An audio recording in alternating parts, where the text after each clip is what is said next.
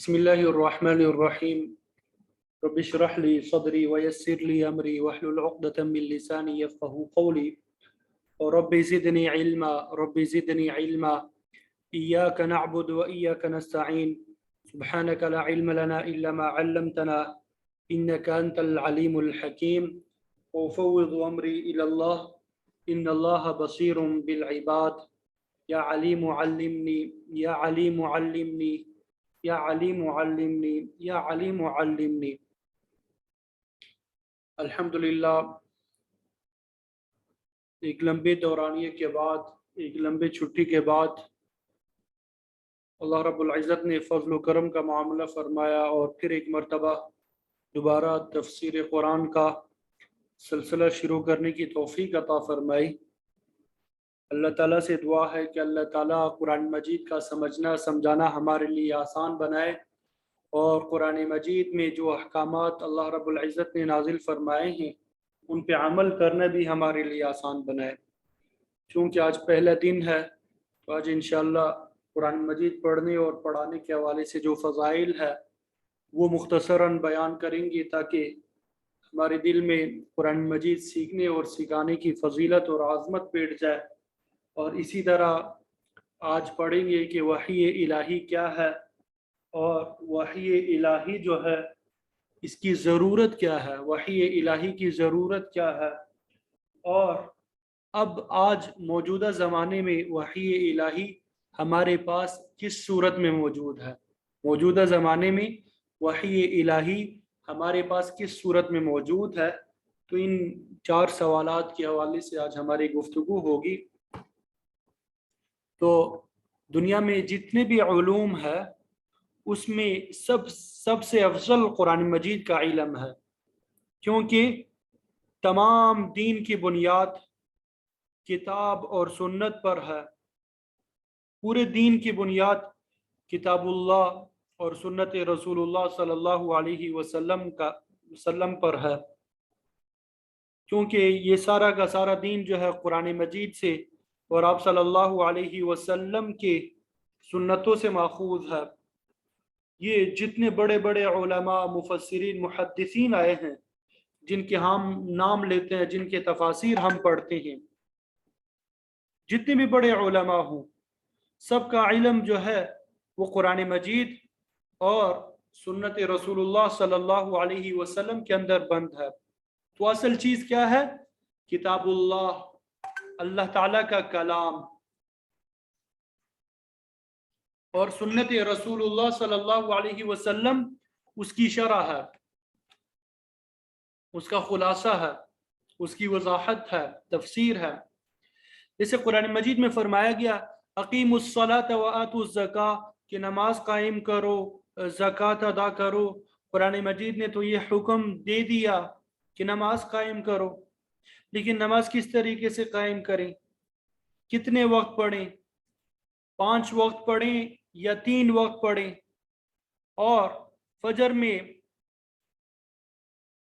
کتنی رکعتیں ہوں گی، ظہر میں کتنی رکعتیں ہوں گی، عصر میں کتنی ہوں گی، مغرب میں کتنی ہوں گی، عشاء میں کتنی ہوں گی۔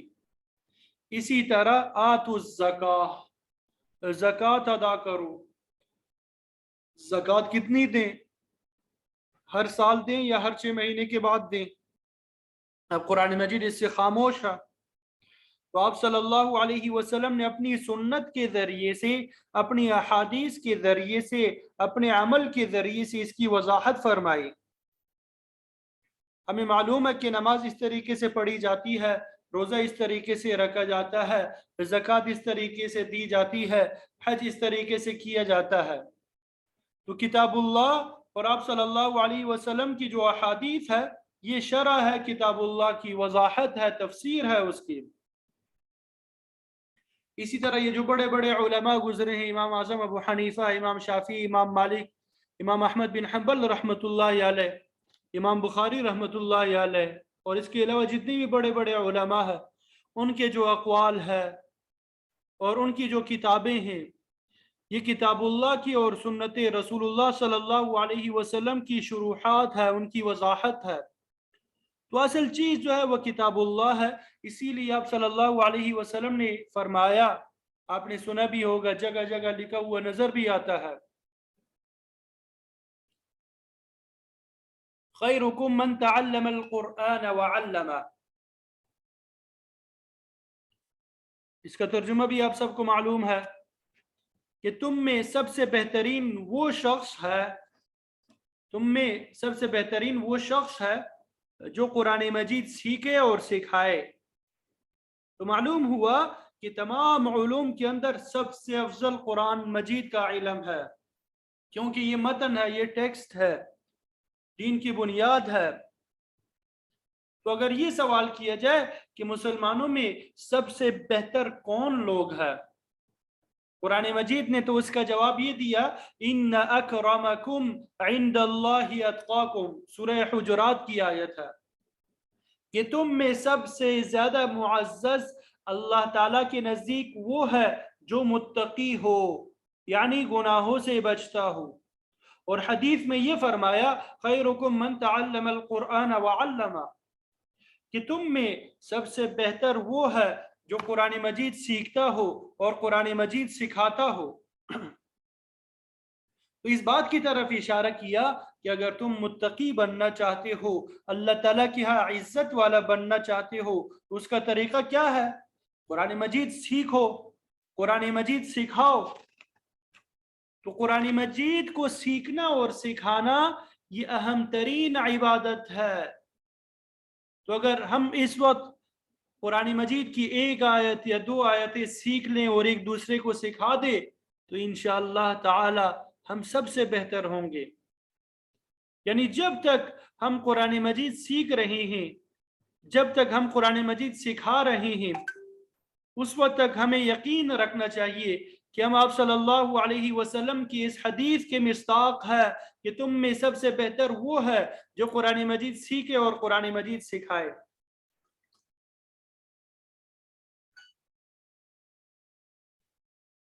اسی طرح آپ صلی اللہ علیہ وسلم کی ایک حدیث ہے، اپنے صحابہ کو خطاب کر کے ارشاد فرمایا کہ اگر تم میں سے کوئی آدمی صبح صبح بازار جائے، دو اونچے کوہان والی اونٹنیاں مفت میں لے کے آئے، اس طریقے سے کہ کوئی گناہ کا کام بھی نہ کرے، نہ چوری کرے، نہ رشوت کھائے، نہ دھوکہ دے، نہ قطع رحمی کرے، اور دو اونٹنیاں لے کے آئے، اور فرمایا دو اونٹنیاں بھی کیسی؟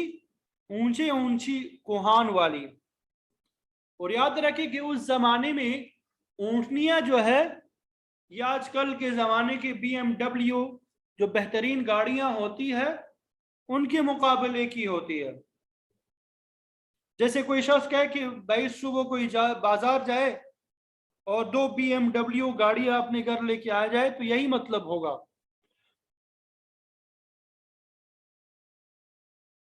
کہ صبح دو دو اونٹنیاں لے کے آئے بغیر کسی گناہ کے.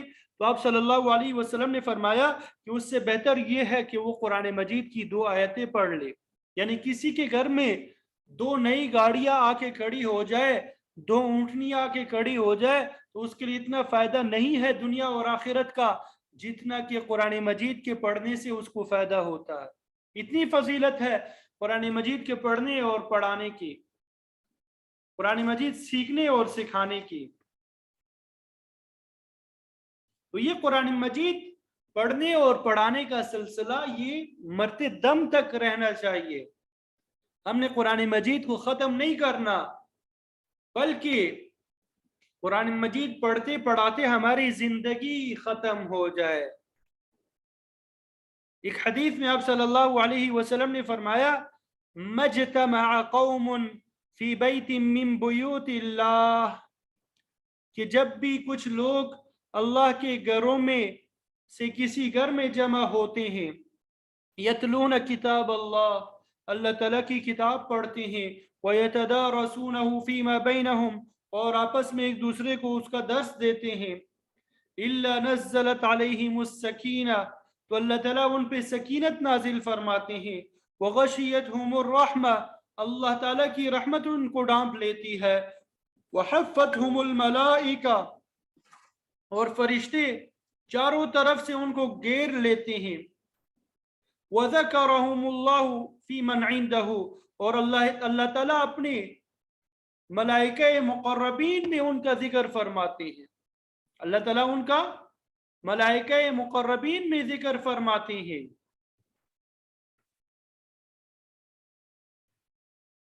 اللہ تعالیٰ ان کا ملائکہ مقربین میں ذکر فرماتے ہیں کہ دیکھو میرے بندے قرآن مجید پڑھ رہے ہیں، قرآن مجید سیکھ رہے ہیں. تو کتنی فضیلت ہے قرآن مجید سیکھنے سکھانے میں. تو جتنا ہم قرآن مجید کے قریب ہوتے چلے جائیں گے اتنا ہی آپس کے جو اختلافات ہیں ان سے دور ہوتے چلے جائیں گے، اتنا ہی ہمارے ذہنوں کے اندر وسعت آتی چلی جائے گی. کیونکہ قرآن مجید ذہن کے اندر وسعت پیدا کرتا ہے، آفاقی انٹرنیشنل لیول کی سوچ پیدا کرتا ہے، بلند کردار پیدا کرتا ہے. تو قرآن مجید سے بڑھ کے اس دنیا میں افضل کوئی کلام نہیں ہے. حضرت شیخ الہند رحمۃ اللہ علیہ کا آپ سب نے نام سنا ہوگا، تفسیر عثمانی ان کی تفسیر ہے، ہم سب پڑھتے رہتے ہیں.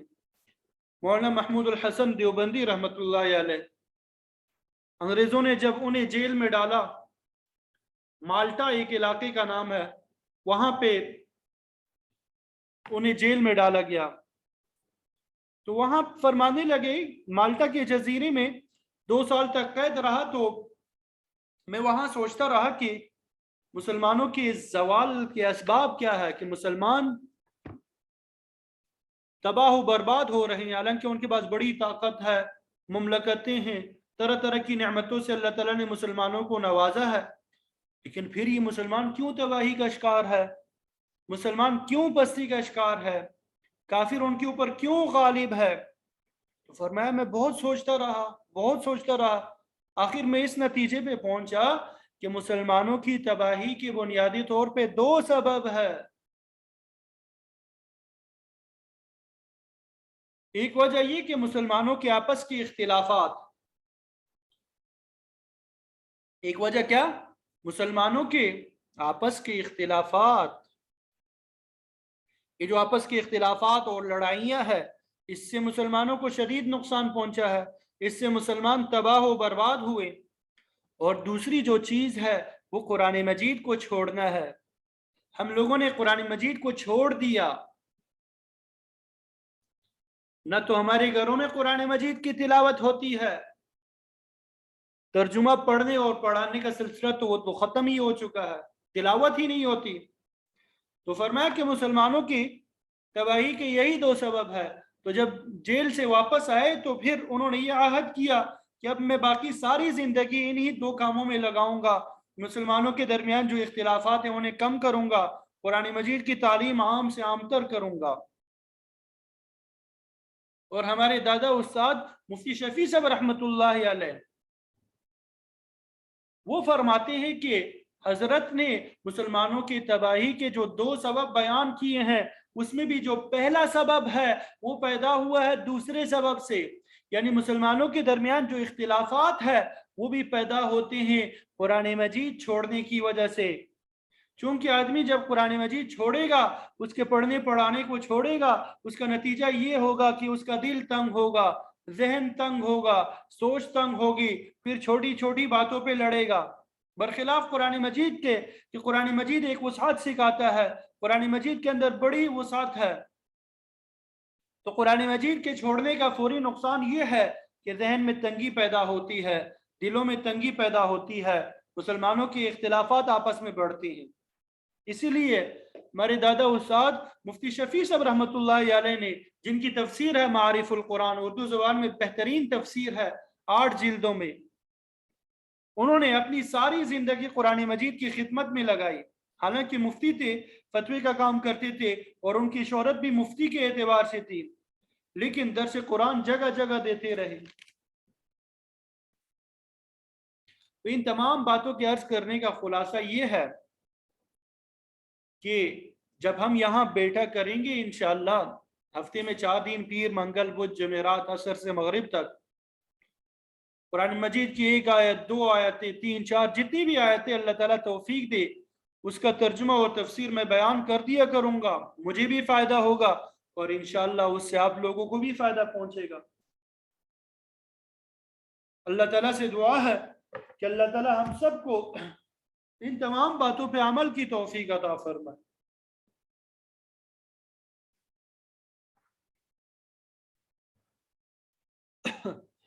اب جو وحی کا لفظی مطلب جو ہے یہ سمجھنا آپ نے۔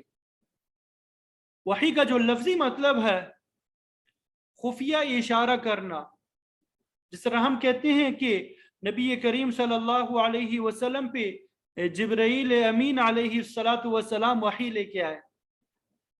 وحی کا لفظی مطلب ایک تو خفیہ اشارہ کرنا یا چپکے سے دل میں بات ڈال دینا، یا چپکے سے دل میں بات ڈال دینا، یہ لغوی معنی کے اعتبار سے ہے۔ اچھا، یہاں پہ ایک دو الفاظ سمجھ لیں، اصطلاحی معنی اور لغوی معنی، ان دونوں کو سمجھنا بہت ضروری ہے۔ قرآن مجید اور احادیث کو سمجھنے کے لیے ان دو الفاظ کا سمجھنا بہت ضروری ہے۔ وحی کا اصطلاحی معنی، جس کو انگریزی زبان میں ٹرم کہتے ہیں، اصطلاحی معنی سے کیا مراد ہے؟ اصطلاح کے طور پہ، ٹرم کے طور پہ، یعنی کسی خاص لفظ سے کوئی خاص معنی کسی فن میں مراد لینا اصطلاح کہلاتا ہے۔ کسی خاص لفظ سے، کوئی خاص لفظ ہو، اس سے کوئی خاص معنی کسی فن میں مراد لینا، یہ اصطلاحی معنی کہلاتا ہے۔ تو ایک لغوی معنی ہوتا ہے یعنی لفظی معنی، اور ایک اصطلاحی معنی ہوتا ہے۔ جیسے صلاۃ کا معنی ہم کرتے ہیں نماز، صلاۃ کا معنی ہم کیا کرتے ہیں؟ نماز۔ اقیم الصلاۃ، نماز قائم کرو۔ اب جب ہم ڈکشنری اٹھا کے دیکھتے ہیں، لغت اٹھا کے دیکھتے ہیں، تو اس میں صلاۃ کے 8 معنی لکھے ہیں، لیکن ان 8 میں سے ایک معنی بھی نماز نہیں ہے۔ ان 8 معنی میں سے ایک معنی بھی نماز نہیں ہے۔ تو نماز جو ہے یہ صلاۃ کا اصطلاحی معنی ہے، شرعی معنی ہے۔ تو وحی کا لغوی معنی ہے خفیہ اشارہ کرنا، چپکے سے دل میں بات ڈال دینا، یہ لفظی معنی ہے، لغوی معنی ہے۔ اور اصطلاحی معنی ہے اللہ تعالیٰ جو پیغام، جو بات نبی کے دل میں ڈالے فرشتے کے ذریعے سے یا براہ راست، اسے وحی الہی کہتے ہیں۔ اللہ تعالیٰ جو پیغام، جو بات نبی کے دل میں ڈالے فرشتے کے ذریعے سے یا براہ راست، اسے وحی الہی کہتے ہیں۔ اب یہ چپکے سے دل میں بات ڈال دینا، یہ اللہ تعالیٰ بھی ڈالتا ہے۔ اگر اللہ تعالیٰ نبی کے دل میں چپکے سے بات ڈالے تو اسے وحی الہی کہتے ہیں، اور اگر عام مسلمان کے دل میں اللہ تعالیٰ اچھی بات ڈالے، جس طرح دل میں خیال آتا ہے کہ فلاں بھائی بہن کی مدد کرو، اسے کھانا کھلاؤ، اسے پیسے دے دو، اس کے لیے کتابیں خریدو، اس کی فلانی ضرورت ہے اسے پوری کرو، یہ جو انسان کے دل میں، مسلمان کے دل میں یہ خیالات آتے ہیں، تو اللہ تعالیٰ انسان کے دل میں بھی یہ خیالات ڈالتے ہیں، چپکے سے بات ڈالتے ہیں، اسے الہام کہتے ہیں۔ الہام، نبی کے دل میں بات ڈالے تو اسے وحی، اور مسلمان کے دل میں بات ڈالے تو اسے الہام کہتے ہیں۔ جیسے فَأَلْهَمَهَا فُجُورَهَا وَتَقْوَاهَا، اور اللہ تعالیٰ کافر کے دل میں بھی بات ڈالتا ہے۔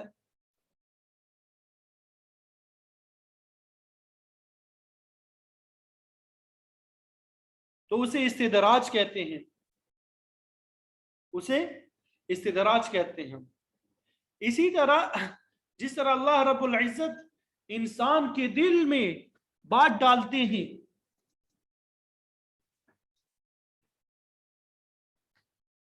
اسی طرح شیطان جو ہے وہ بھی انسان کے دل میں بات ڈالتا ہے۔ شیطان وہ بھی وحی کرتا ہے، شیطان جو ہے وہ بھی وحی بھیجتا ہے۔ قرآن مجید کی آیت ہے وَإِنَّ الشَّيَاطِينَ لَيُوحُونَ إِلَىٰ أَوْلِيَائِهِمْ وَإِنَّ الشَّيَاطِينَ لَيُوحُونَ إِلَىٰ أَوْلِيَائِهِمْ، کہ شیاطین جو ہے اپنے دوستوں کو वही करता है। तो अब सही तरीके से आपको समझ आ गया होगा कि यहाँ पे वही का माना जो है लुग़वी माना मुराद है कि चुपके से दिल में बात डाल देता है, कि शैतान भी चुपके से दिल में बात डाल लेता है। शैतान जो है वो भी चुपके से दिल में बात डाल लेता है। तो अब आपको समझ आ गया होगा कि यहाँ पे वइन्न शयातीन लयूहूना, ये वही जो है ये लुग़वी माना के एतबार से है। इसी तरह वौहा रब्बुका इलन नहली, कुरान मजीद में 14वें पारे में आपने पढ़ा होगा या पढ़ लेंगे कि अल्लाह रब्बुल इज्जत जानवरों को भी वही करते हैं। तो वहां पे वही से मुराद दिल में बात डाल देना है, लुग़वी माना मुराद है। तो अब इससे मालूम हुआ कि इंसान के दिल में शैतान भी बात डालता है और अल्लाह ताला भी बात डालते हैं। इंसान के दिल में शैतान भी बात डालता है और अल्लाह रब्बुल इज्जत भी बात डालते हैं।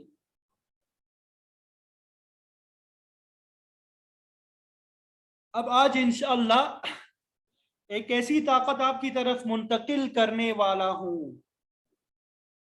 कि आप फैसला करेंगे कि ये जो ख्याल मेरे दिल में आया है, ये जो बात मेरे दिल में आई है, ये शैतान की तरफ से है या अल्लाह ताला की तरफ से है।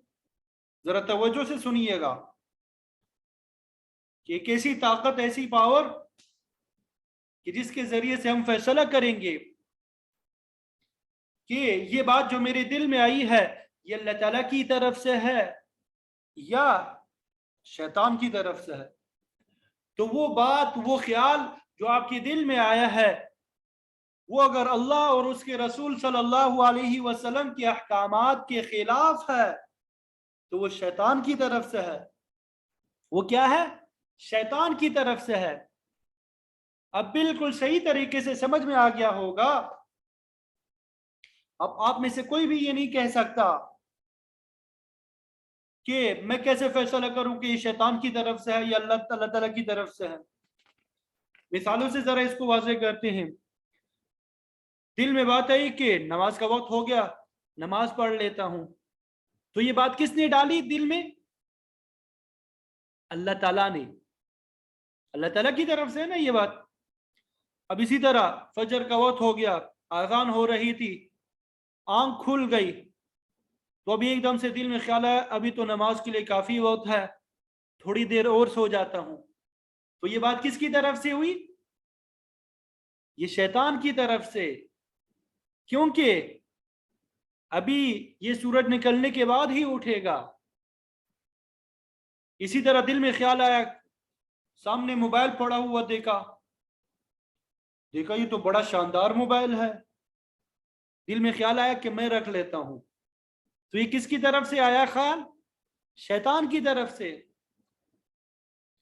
लेकिन इसी तरह ये ख्याल आया कि ओहो ये तो मेरे फलाने दोस्त का मोबाइल है, वो इसकी वजह से पूरा परेशान हो रहा होगा, ऑफिस से चला गया, मैं जल्दी उसे पहुंचा लेता हूं। ये ख्याल दिल में आया, तो ये किसकी तरफ से हुआ? अल्लाह ताला की तरफ से। तो बहरहाल शैतान भी इंसान के दिल में बात डालता है और अल्लाह ताला भी बात डालते हैं। कैसे हम फैसला करेंगे कि अल्लाह ताला की तरफ से है या शैतान की तरफ से है? बिल्कुल इंतहाई आसान सा फार्मूला बताया आपको कि अगर वो अल्लाह और उसके रसूल सल्लल्लाहु अलैहि वसल्लम के हुक्म के खिलाफ तो वो शैतान की तरफ से। अल्लाह रब्बुल इज्जत नबी के दिल में भी बात डालते हैं, उसे वही इलाही कहते हैं। अपने नेक बंदे के दिल में भी बात डालते हैं, उसे इल्हाम कहते हैं। और शैतान जो है वो बंदे के दिल में बात डाले तो उसे वसवसा कहते हैं। शैतान इंसान के दिल में जो बात डाले उसे वसवसा कहते हैं। अब दूसरा सवाल कि वही इलाही आज हमारे पास किस सूरत में मौजूद है? वही इलाही आज हमारे पास किस सूरत में मौजूद है? हमारे पास क्या चीजें हैं वही इलाही की? तो इसका इंतहाई आसान सा जवाब, कुरान और सुन्नत ये वही इलाही है। और आज हमारे पास वही इलाही कुरान और सुन्नत की सूरत में मौजूद है। बस बात मुकम्मल हो गई। वही इलाही आज हमारे पास किस सूरत में मौजूद है? قرآن اور سنت کی صورت میں.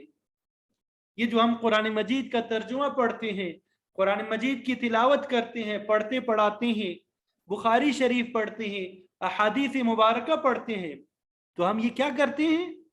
وحی الہی پڑھتے ہیں، وحی الہی کو سمجھتے ہیں. اب وحی کی دو قسمیں بنتی ہے. ایک کو وحی متلو، واو کے اوپر شد ہے، متلو، اور ایک وحی غیر متلو. وحی متلو سے مراد جس کی تلاوت کی جاتی ہے، یعنی قرآن مجید، کتاب اللہ. اور وحی غیر متلو کہ جس کی تلاوت نہیں کی جاتی، یعنی احادیث مبارکہ. آپ صلی اللہ علیہ وسلم جو بھی بات کرتے تھے وہ اللہ تعالیٰ آپ صلی اللہ علیہ وسلم کے دل پہ بات ڈالتے تھے. آپ صلی اللہ علیہ وسلم اپنی طرف سے کوئی کام نہیں کرتے تھے. قرآن مجید کی آیت ہے سورہ نجم کی، وَمَا يَنْطِقُ عَنِ الْهَوَىٰ، کہ آپ اپنی خواہشات سے کوئی گفتگو نہیں کرتے تھے. إِنْ هُوَ إِلَّا وَحْيٌ يُوحَىٰ، آپ جو بھی گفتگو فرماتے وہ وحی ہوتی تھی. تو گویا کہ احادیث مبارکہ کا جو مکمل ذخیرہ ہے یہ وحی ہے. تو ہمارے پاس وحی الہی قرآن اور سنت کی صورت میں موجود ہے. آج مدارس میں کس چیز کی تعلیم دی جاتی ہے؟ قرآن اور سنت کی، وحی الہی کی تعلیم دی جاتی ہے. آپ سے اگر کوئی پوچھے کہ عصر سے مغرب تک آپ کیا پڑھتے ہیں، تو آپ جواب دیں گے کہ وحی الہی پڑھتا ہوں، وحی الہی کو سمجھتا ہوں. اب تیسرا سوال کہ وحی الہی کی ضرورت کیا ہے؟ وحی الہی کی کیا ہمیں ضرورت بھی ہے کہ نہیں؟ ہم کیوں پڑھیں اسے؟ کیا ضرورت ہے اس سے؟ انتہائی آسان سا جواب ہے اس کا، توجہ سے ذرا. وحی الہی کے ذریعے ہمیں اپنی آخرت کا خیر معلوم ہوتا ہے، دنیا اور آخرت کی خیر معلوم ہوتی ہے.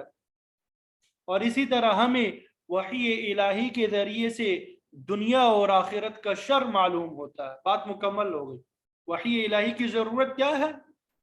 کہ ہمیں اپنی آخرت، اپنی دنیا اور آخرت کی خیر معلوم ہوتی ہے، اپنی دنیا اور آخرت کا شر معلوم ہوتا ہے اس کے ذریعے سے.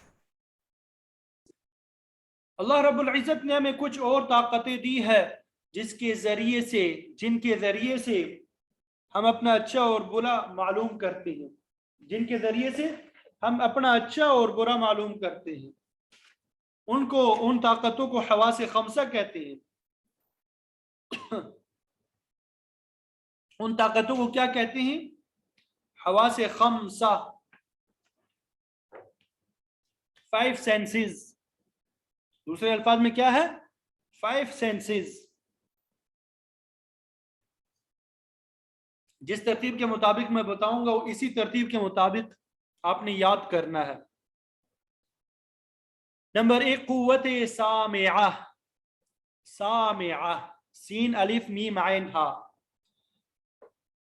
یعنی ہم سن کے فیصلہ کرتے ہیں کہ فلاں چیز اچھی ہے یا فلاں چیز اچھی نہیں ہے.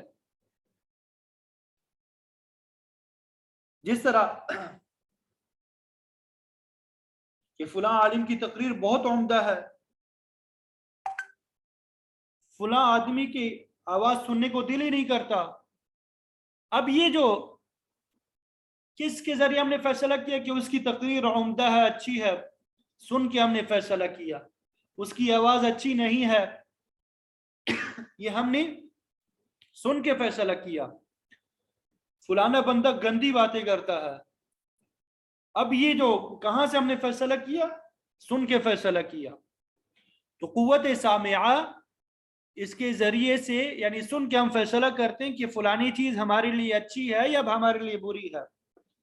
دوسری طاقت قوت باصرہ. باصرہ، دیکھنے کی طاقت، کہ ہم دیکھ کے فیصلہ کرتی ہیں کہ فلاں چیز جو ہے وہ ہمارے لیے اچھی ہے کہ نہیں. کچھ چیزوں کو دیکھنے سے نفرت پیدا ہو جاتی ہے اور کچھ چیزوں کو بار بار دیکھنے کا دل کرتا ہوتا ہے.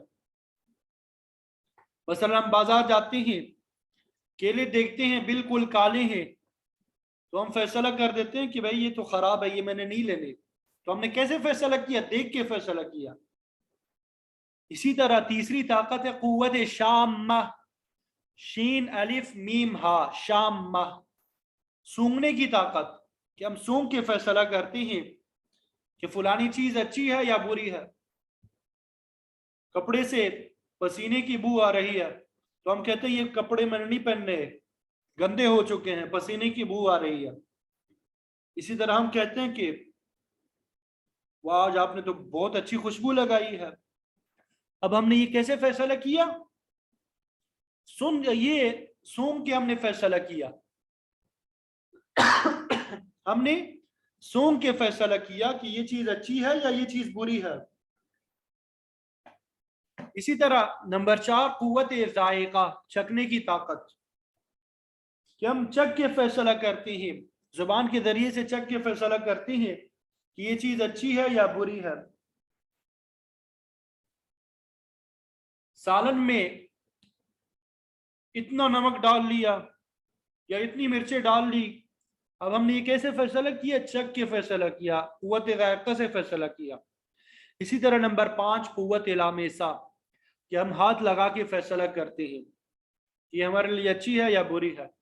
جیسے صبح ہم ناشتہ کرتے ہیں، چائے کا کپ رکھا ہوتا ہے، جیسے ہم کپ کو ہاتھ لگاتے ہیں فوراً کہتے ہیں تو بہت گرم ہے، اگر منہ کو لگایا تو زبان جل جائے گی، منہ جل جائے گا. تو ابھی ہم نے چکھا ہی نہیں، ہم نے صرف ہاتھ لگایا، فیصلہ کر دیا کہ یہ ابھی میرے لیے نقصان دہ ہے. تو یہ 5 طاقتیں ہو گئی، حواس خمسہ جنہیں کہتے ہیں، 5 سینسز. اس کے ذریعے سے ہم فیصلہ کرتے ہیں کہ یہ چیز ہمارے لیے اچھی ہے یا یہ چیز ہمارے لیے بری ہے.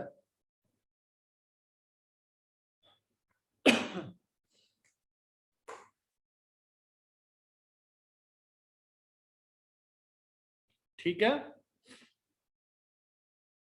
اب بسا اوقات کوئی ایسی صورت پیش آتی ہے کہ یہ 4 چیزیں ہمارے سامنے ہوتی ہے، یہ 5 چیزیں، یہ 5 طاقتیں جو ہے ان کے ذریعے سے ہم فیصلہ نہیں کر پاتے. اب مثلا سڑک پہ ہم جا رہے ہیں، اب دائیں طرف بھی سڑک جا رہی ہے، بائیں طرف بھی اور سامنے، اب ہم فیصلہ نہیں کر پا رہے ہیں کہ ہم نے کہاں جانا ہے.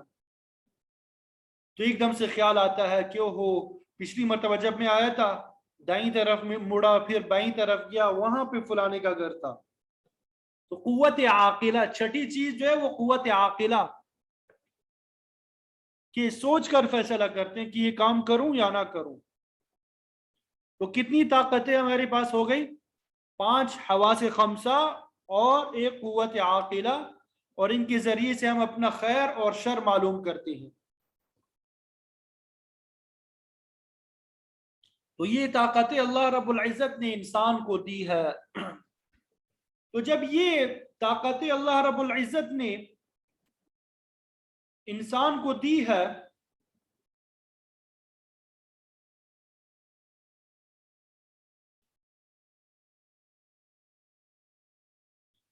تو اب سوال یہ ہوتا ہے کہ جب ہم ان کے ذریعے سے فیصلہ کر پاتے ہیں کہ یہ اچھی چیز ہے، بری چیز ہے، تو پھر سوال ہوتا ہے اب ہمیں وحی الہی کی کیا ضرورت ہے، قرآن کی کیا ضرورت ہے، سنت کی کیا ضرورت ہے، احادیث کی کیا ضرورت ہے؟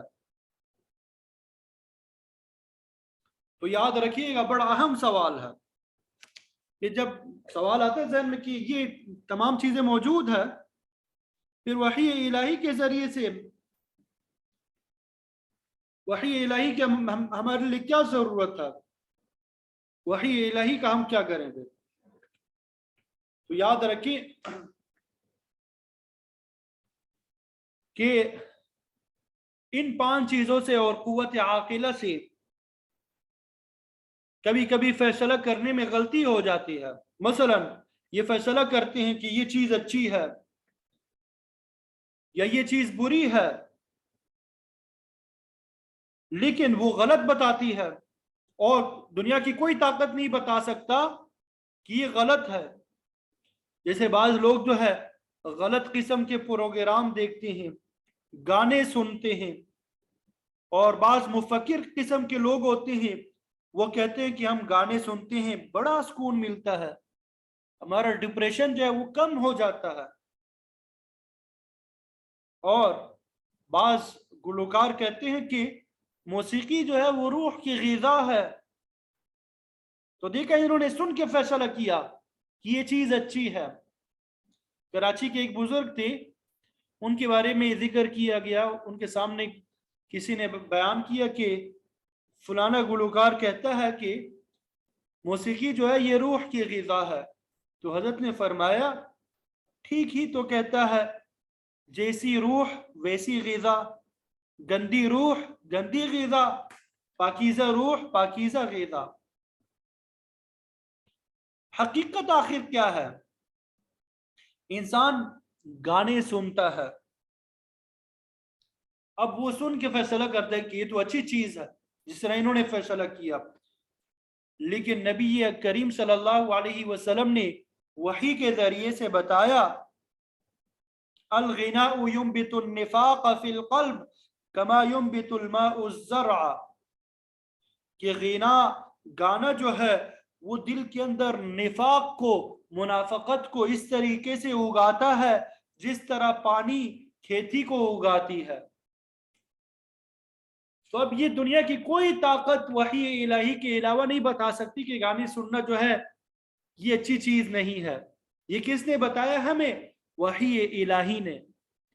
اسی طرح غیبت سننا, ہم غیبت کرتے ہیں بڑا مزہ آتا ہے, غیبت سنتے ہیں بڑا مزہ آتا ہے, گھنٹوں گھنٹوں ایک دوسرے کی غیبت کرتے رہتے ہیں, بڑا مزہ آتا ہوتا ہے, دوسرے کی برائی کرنے میں اور سننے میں بڑا مزہ آتا ہے.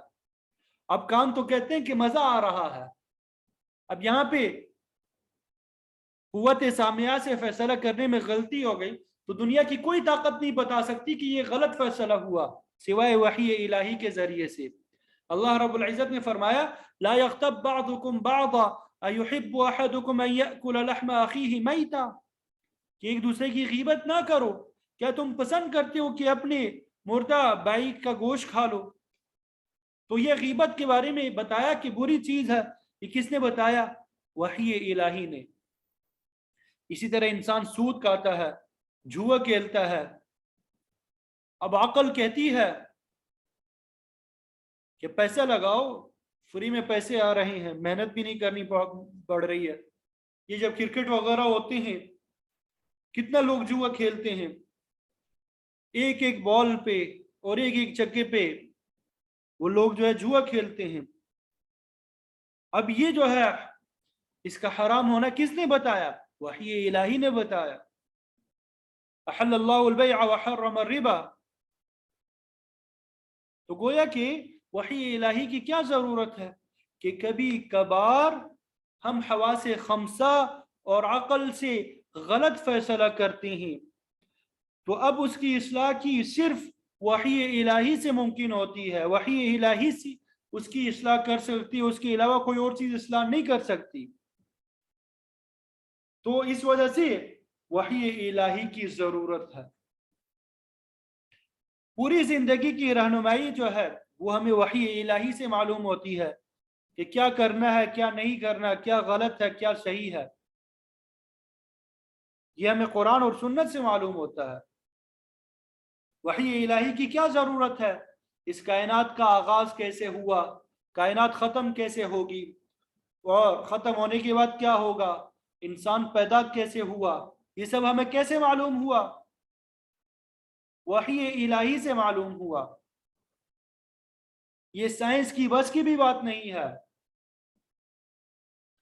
سائنس تو ابھی تک یہ فیصلہ نہ کر سکی کہ زندگی سے پیدا ہوتی ہے یا بے جان سے. ابھی تک سائنسدانوں میں اختلاف ہے. بعض سائنسدان کہتے ہیں کہ زندگی سے پیدا ہوتی ہے, اور بعض کہتے ہیں کہ زندگی بے جان سے پیدا ہوتی ہے.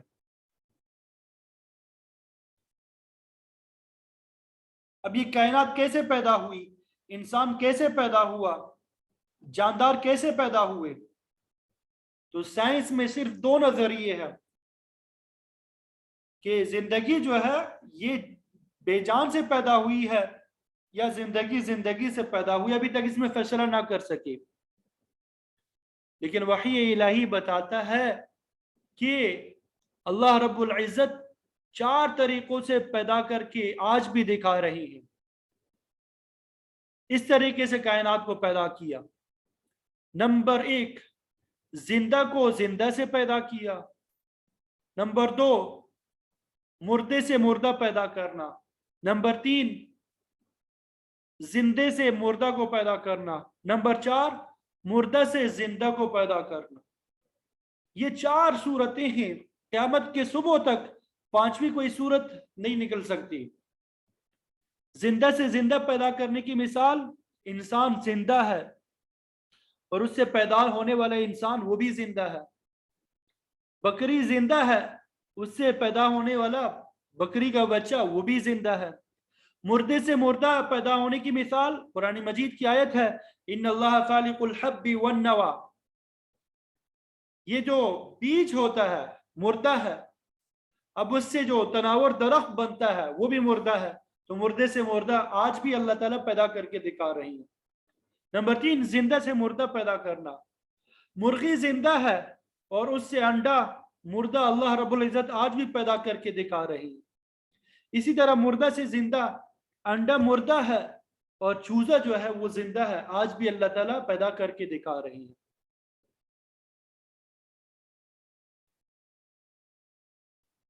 تو آج تک یہ سائنس فیصلہ ہی نہ کر سکی۔ اللہ رب العزت پھر پوچھتے ہیں کہ انتم تخلقونہ ام نحن الخالقون، کیا تم پیدا کرتے ہو یا ہم پیدا کرنے والے ہیں؟ کیا کوئی سائنسدان بتائے گا کہ کون پیدا کرتے ہیں؟ تو وحی الہی کی ضرورت کیا ہے؟ وحی الہی سے ہمیں معلوم ہوتا ہے کہ کیا غلط ہے کیا صحیح ہے، کائنات کا آغاز کیسے ہوا، اور جب کائنات ختم ہوگی ہم سب مر جائیں گے، مرنے کے بعد زندگی کیسے ہوگی، آخرت میں کیا ہوگا، قبر میں کیا ہوگا، مرنے کے بعد اعمال کا بدلہ دیا جائے گا، نیک اعمال کا بدلہ جنت، برے اعمال کا بدلہ جہنم۔ یہ سائنس نہیں بتا سکتی۔ سائنس تو آج تک یہ فیصلہ نہ کر سکی کہ زندگی کیا ہے اور موت کیا ہے، زندگی کسے کہتے ہیں اور موت کسے کہتے ہیں۔ تو بہرحال خلاصہ یہ کہ وحی الہی کی ہمیں ہر حالت میں ضرورت ہے۔ وحی الہی کے ذریعے سے ہم اپنے اچھے اور برے کو معلوم کرتے ہیں، زندگی کیسے گزارنی ہے۔